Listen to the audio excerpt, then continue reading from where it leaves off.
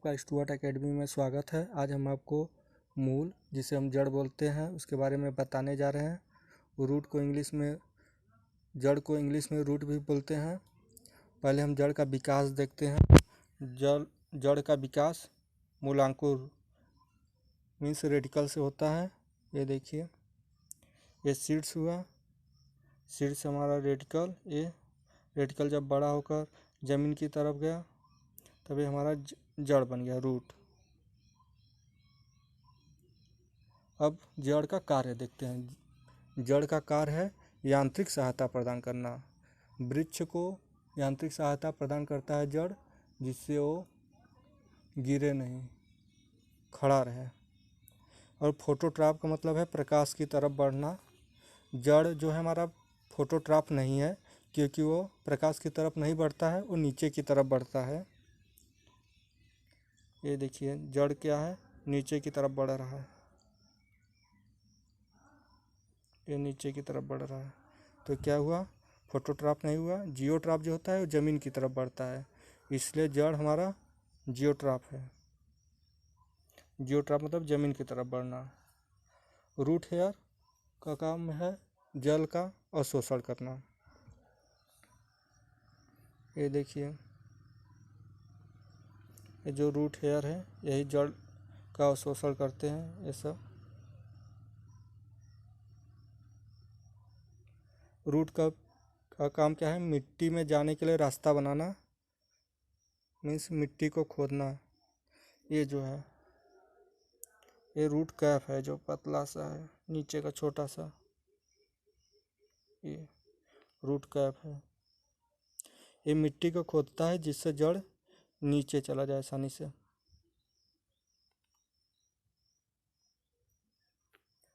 फिर types of root, यहाँ पर आप 5 प्रकार के रूट देख रहे होंगे। Tap root, climbing root, parasitic root, epiphytic root और एडवेंटेटियस रूट, जिसे आप स्थानिक रूट बोलते हैं। मेनली रूट 2 ही प्रकार के होते हैं, एक टैप रूट होता है, एक होता है फाइब्रस रूट। ये टैप रूट और ये फाइब्रस रूट। टैप रूट और फाइब्रस रूट में अंतर क्या है, ये देखते हैं। टैप रूट, जिसे हम मूसला जड़ बोलते हैं, इसमें क्या होता है, इसमें मुख्य जड़ होती हैं। यह भूमि के अंदर लंबाई के रूप में बढ़ती है। मूसला जड़ से अनेक शाखाएं निकलती है। ये देखिए, ये मूसला जड़ हुआ, मेन जड़ जो है ये, इससे अनेक शाखाएं निकली हुई है। ये ज़मीन की तरफ बढ़ रही है। ये क्या हुआ, मूसला जड़। जैसे नीम, आम, पीपल के पेड़ होते हैं, उसमें मूसला जड़ होते हैं। फाइब्रस रूट देखते हैं। फाइब्रस रूट क्या है, इसे हम रेशेदार जड़ बोलते हैं। कुछ पौधों की कोई मुख्य जड़ नहीं होती है, इसमें रेशे जैसी बहुत सी जड़ें होती है, इसे रेशेदार जड़ कहते हैं। ये जड़ें मिट्टी में चारों ओर फैल जाती है और पौधों को मजबूती से पकड़े रहती है। उदाहरण जैसे गेहूँ, घास, मक्का, ज्वार इत्यादि। ये देखिए फाइब्रस रूट, ये अनेक जड़ निकली हुई है। ये जैसे मेन रूट हुआ, इसमें देखिए मेन रूट नहीं है, अनेक रेशेदार जड़ें हुई होती है, निकली हुई होती है। ये ज़मीन को अच्छी तरह पकड़े रहती है, जैसे हम फाइब्रस रूट बोलते हैं। जैसे गेहूँ हो गया और ये आपका मक्का हो गया, ज्वार हो गया, इसमें फाइब्रस रूट मिलते हैं। अगला रूट है टैप रूट, जिसे मूसला जड़, ये आपने देख ही चुके हैं। फिर क्लाइंबिंग रूट। क्लाइंबिंग रूट मतलब कि चढ़ना। क्लाइंबिंग में चढ़ना, जैसे पेड़ पे भी चढ़ सकता है जो रूट, और मकान वकान किसी के भी स्थान पे चढ़ सकता है, वो क्लाइंबिंग रूट होता है। ये देखिए क्लाइंबिंग रूट। ये आप देख रहे हैं, ये है आपका मनी प्लांट का पौधा है, ये आपका चढ़ा हुआ है दीवार पकड़कर, ये क्लाइंबिंग रूट हुआ।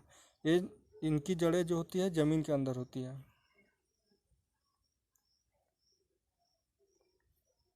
फिर अगला है पैरासिटिक, परजीवी। परजीवी जड़ क्या होती है, ये देखते हैं। परजीवी पादप, कुछ आवृतबीजी पादप भोजन के लिए पूरे आंशिक रूप से अन्य पादपों पर निर्भर होते हैं। वो पौधे जो भोजन के लिए अन्य दूसरे पौधे पर निर्भर होते हैं, उन्हें परजीवी पौधे बोलते हैं। ये पूर्ण स्तंभ परजीवी, कई प्रकार के होते हैं। पहला पूर्ण स्तंभ परजीवी, ये जैसे अमरबेल हो गया, अमरबेल जो हो गया उसका जो पौधा है वो पूर्ण स्तंभ परजीवी है। ये दुरंता बबूल के वृक्षों पर पाया जाता है। और आंशिक स्तंभ परजीवी विस्कस एल्बम बांदा आंशिक तना परजीवी होते हैं। ये पूर्ण मूल परजीवी और ओरोबेंकी सिस्टैकी स्ट्राइगा और रेफ्लिसिया, ये आपका पूर्ण मूल परजीवी होते हैं।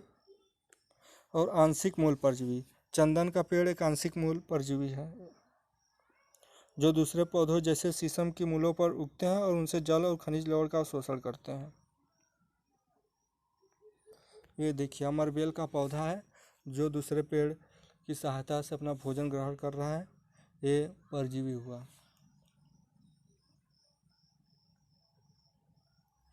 अगला है इपीफाइटिक अधिपाद। अधिपाद जड़ कौन से होते हैं इसको देख लेते हैं। अधिपाद वे पौधे होते हैं जो आश्रय के लिए वृक्षों पर निर्भर होते हैं लेकिन परजीवी नहीं होते हैं। ये वृक्षों के तने, शाखाओं और दरारों, कोटरों, छाल इत्यादि में पाए जाते हैं। अधिपाद जो होते हैं ये तने, शाखाओं, दरारों और कोटरों, छाल इत्यादि में उपस्थित होते हैं और उसमें मिट्टी होता है, उसी में उपज जाते हैं। अधिपाद जो है ये मिट्टी में उपज जाते हैं, उससे अपना जड़ चिपका रखते हैं। ये वायु जड़ें भी पाई जाती है इसमें बेलामेन उत्तक होता है। ये उत्तक वायु से नमी को शोषित करते हैं और उसी से अपना भोजन ग्रहण करते हैं, पोषण खींचते हैं। ये हुआ इपीफाइटिक।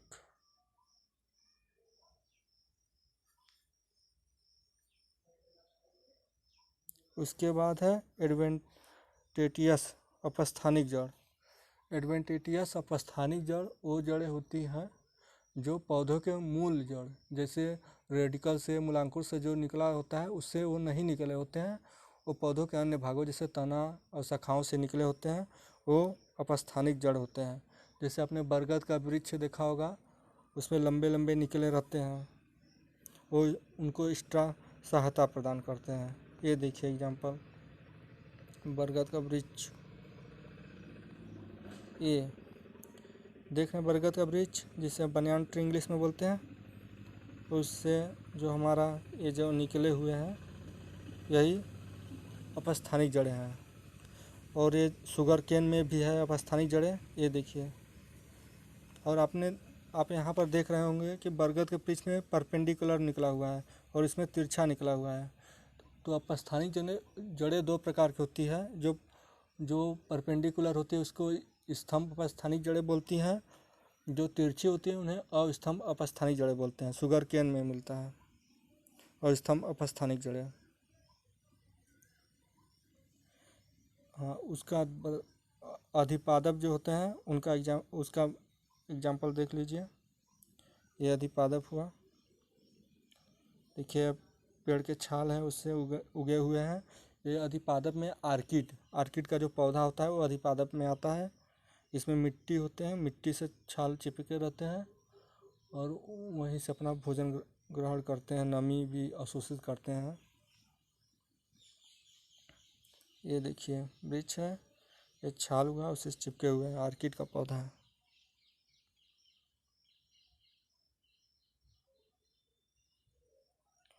और ये जो जड़ें होती हैं ये भी प्राथमिक जड़, द्वितीयक जड़ और तृतीयक जड़ होती हैं।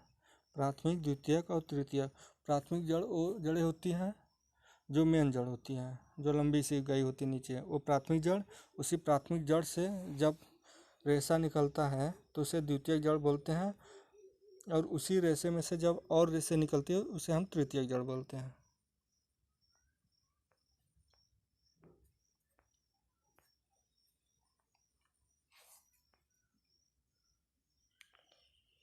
ये देखिए मेज मक्का का पौधा है, उसमें देखिए जड़ें जो निकले हुए हैं और स्तंभ अपस्थानिक जड़ें तिरछी निकले हुए हैं। ये है मेज नहीं, शुगर केन, गन्ना का देखिए ये भी तिरछी निकले हुए हैं। अब मॉडिफाइड जड़ें, मॉडिफाइड जड़ें वे होती है जो अपने जड़ों में भोजन का अवशोषण करते हैं, मोटा हो जाते हैं और खाने योग्य हो जाते हैं। जैसे आप यहाँ पर देख रहे होंगे radish, beet root, turnip, swede daikon. Radish means मूली, बीट रूट चुकंदर, टर्निप सलजम।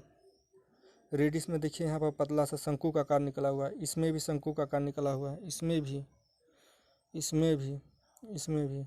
इसका मतलब ये हुआ कि रूट जो है जिनकी जड़ों में शंकु का आकार तिरछे निकले हुए होते हैं उन्हें हम रूट में लेते हैं। जैसे आलू हो गया, ये आलू और ओनियन, ये रूट नहीं है, ये तना में आते हैं, मीन्स स्टेम में आते हैं। इसमें आप देख रहे होंगे कि इसकी जड़ें तिरछी नहीं निकले हुए, शंकु का आकार के नहीं है। इसमें भी नीचे का साइड देखना, ऊपर का नहीं देखना है। नीचे का साइड में तिरछी निकला हुआ है, आप बोलेंगे नहीं निकला हुआ है, तो क्या हुआ, तना में आएंगे। जिसमें तिरछी टाइप में ऐसे टाइप में निकले हों वो आपका आएंगे जड़ में आएंगे, मीन्स रूट में। और जो टमाटर देख रहे हैं, टमाटर ना आपका जड़ है ना तना है, ये आपका फल है। जिसमें बीज पाया जाता है वो फल में आते हैं, इसे हम मॉडिफाइड रूट बोलते हैं। इसको ये सब मॉडिफाइड रूट है जो भोजन को ग्रहण करे रहते हैं, जो खाने योग्य होता है। अब यहाँ पर हल्दी, ये अदरक और ये हल्दी, इसमें भी दिख रहे हैं आप शंकु के आकार के नहीं हैं, तिरछी नहीं निकले हुए हैं। ये भी आपका स्टेम तना में आएगा। तना आपको अगले भाग में बताएंगे।